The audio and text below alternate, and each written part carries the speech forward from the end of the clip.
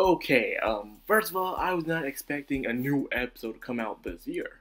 I thought episode 10 would be the last episode that would come out of the year, and then Rooster Tape was taking a break, but I guess not. I guess this is the last episode to come out for the year on Saturday. I'm like, holy snap. Happy birthday to me. Man, it's been a very good birthday, I got the finally hit 1,000 subs. My channel's doing great again. Reports say it's doing better than it used to be, and I'm very happy for that. So I'd like to thank you guys a lot for that. Thank you very much. Anyways, without delay, let's get on with the review. Because my goodness, dang. Let's start from the beginning. This ambush plot, Lean Heart's freaking ambush plot.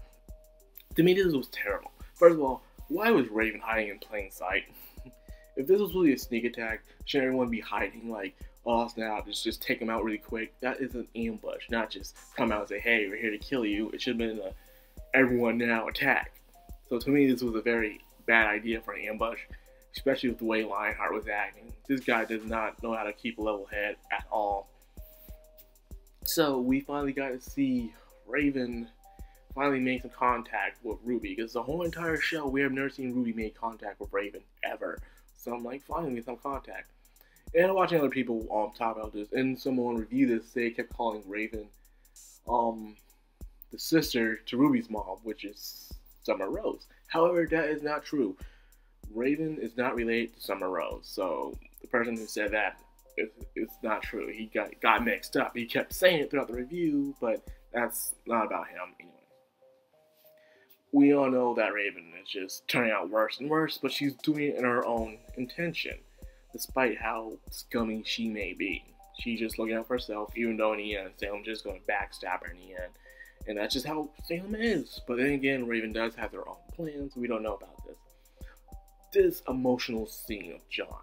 John was phenomenal. In this episode, I really loved the way he went with this. It started off with pretty much Crow trying his best to keep on stay calm. Stay calm. We can't just act out like this. We have to be cautious, have a plan, even though these guys are about to kill us. But however, John just kept pushing it. Like, his emotions were way too strong in this episode. And that's a good thing right there. Because in the end, you can just feel his emotions, his heart breaking, all the stress and all the anger he kept inside for so long. Because since Volume 4, we have not really seen a happy John. We've seen him trying to fit in with the friends, hanging out. We haven't really seen him be really happy. And now we all know why, because what happened.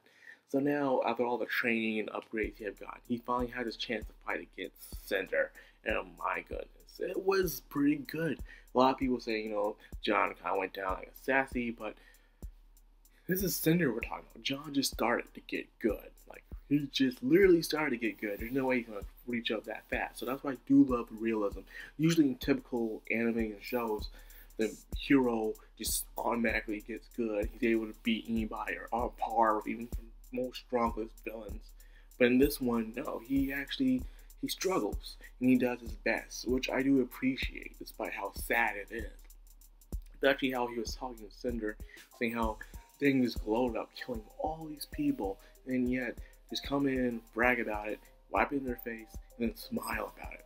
These people have no hearts, are not inhumane at all, man. They're terrible, terrible monsters, deep down inside. So then, fright breaks out. John makes the first move, and then RWBY gets freaking knocked out. Like, I don't know how many times RWBY gets knocked out in this episode. Like, my goodness. Now, let's start with piece by each fight. Let's start off with Weiss and Spring Maiden. Spring Maiden was told not to use her powers in this episode. She was told she's not worth it, she's just an heiress, she's not that strong. And as we all know, we have been watching Weiss training and getting stronger throughout the episode. However, we know one thing that I have caught on to since, like, Volume 1. Weiss, despite how strong someone may be, someone can be held back because of one flaw within themselves. And this flaw has been used plenty of times without different shows, movies, books, and video games to make the character from not being perfect at their skill. Despite how Weiss learned how to summon, how she's good with her semblance and all that stuff, she has one flaw, and that is her not paying attention to her surroundings. Since the beginning of Volume 1, she has never really paid attention. Right when you think she has the upper hand, she always seems to fall short because she's not paying attention. The same thing happened when she was fighting Jason in Volume 2 of Episode 11.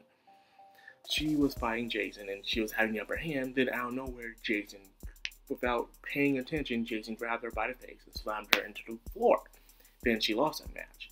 Then in Volume 3, when she was fighting with Yang, she was not fully paying attention.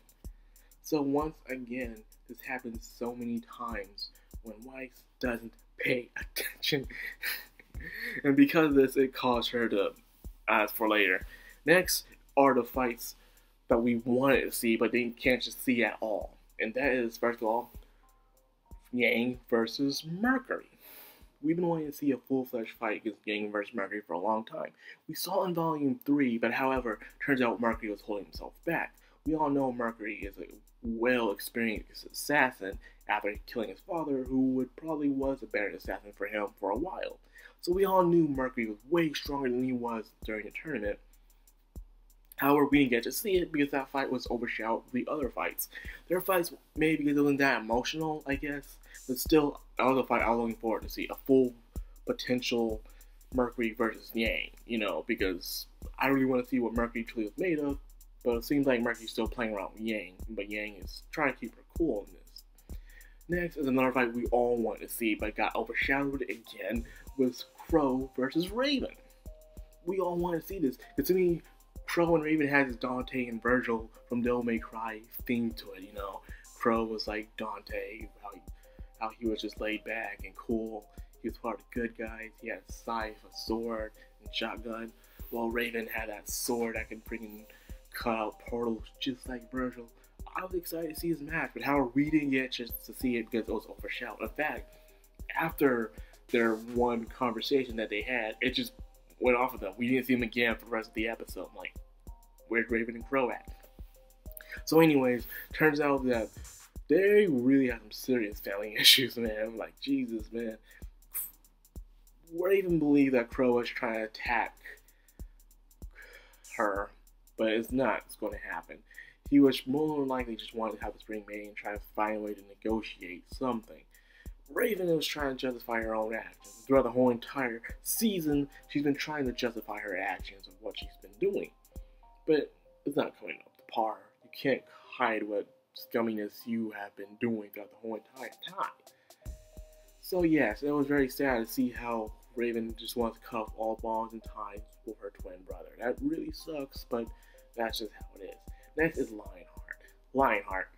Despite Ozpin being inside Oscar, he's still just a kid. You are an old man of years of experience. Despite how cowardly you are, you're supposed to be very strong. So the fact that Lionheart was having some trouble fighting against Oscar, a kid who just started to train. Really? Lionheart? Really? His weapon to me was okay, it was pretty interesting, but to me it's a flaw of having to wait. Like, who's going to really wait watch you pull out your weapon? His weapon is like a shield or like a shield / spinner. It spins and it chooses what kind of element he will use to attack his opponent. It's cool, but however, it's slow. Anyone can easily come out and attack him while you're trying to do that move. It's like people just have to stand there like they do in anime and watch them do their move or something. But in reality, that's not going to happen. So anyways, yes, these fights were, in my opinion, some were flawed, some were fantastic, some I wanted to see but I get a chance to see, which kind of sucked. Hopefully we get to see more of it later on. But then, that ending scene. You know how in anime the main character fights the bad guy. He is losing, he makes a speech about how his friends are his power. He's proud to be a little part of something much bigger and stuff. That's exactly what John is. As he was fighting Cinder, it looks like Cinder's about to kill him. RWBY does Silver Eyes. We still don't know what Silver Eyes is. We don't know what it can do, but all we know is that it goes off when RWBY yells and all of a sudden Raven's damaged, but only Raven is damaged for some reason. Nobody else. Which I have come apart. Maybe RWBY's power has something to do with the spring, with maidens. I don't know. Because why only Cinder was hurt in this? It made no sense to me. Emerald was around too. So Emerald should have been hurt as well. But no, it wasn't Emerald. It was just Cinder, which is very odd. And then, however, I disagree with that moment after what happens next. After John makes a speech about how he is proud of letting to die for the sake of his friends, Ginger does something completely different. Instead of attacking him like you usually do and then someone will come and save John, instead, she does something very kind of smart actually. Usually in these kind of shows, main characters really don't care if they die as long as their friends are safe. So the smartest thing to do is, instead of killing the main character, it would be smarter to kill the friends in a way you kind of killed the main character by taking away what he wanted to do in the first place, which was protect his friends. Seeing a stumbling Weiss, Cinder just throws that spear straight through her, man. I'm like, whoa! Whoa, I did not see that coming. I did not, holy snap. I knew they were going to have their butts handed to them. But I did not expect that freaking spear to come out of nowhere and just Weiss. Yo, and I hate it because Weiss is one of my favorite characters in the show. The fact that she's just, oh my goodness, this girl can't catch a break. Weiss can't catch a break at all, man. Yeah, sure, Yang lost an arm, but Weiss, every time she's in battle, she's always getting her butt handed to her.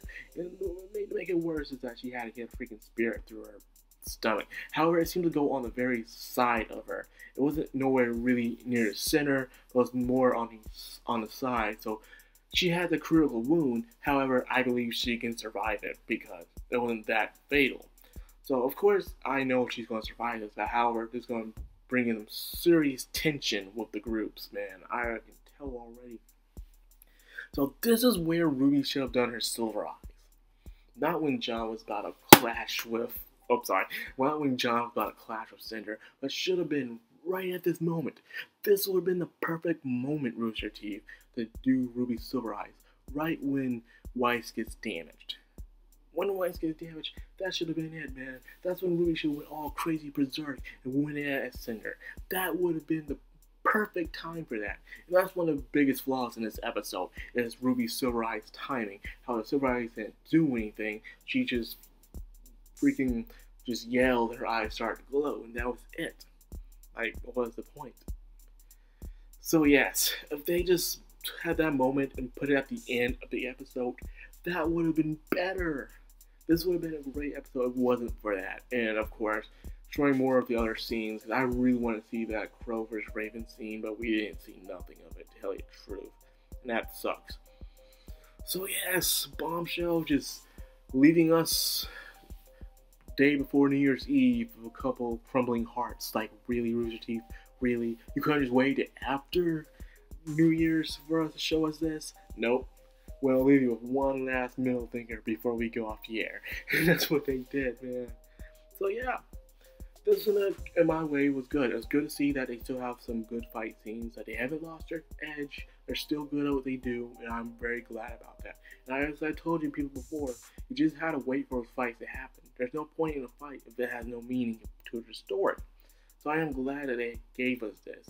And to me, it was worth the wait in the end. And my goodness, that shock value is going to raise up some views. And I might bring some salt and some haters, but hey, can't please everybody. So yeah, that's all I got for this video. What is the fate of Weiss? What will become of Weiss? When will John finally have his semblance? And will Ruby wake up to be more depressed and more freaked out than she already was before? Questions will answer all next week, and I'm looking forward to it. I hope you guys are too. If you did like this video, please leave a like, comment, subscribe. I'll be much obliged. This is Miracle Anime. Sign out.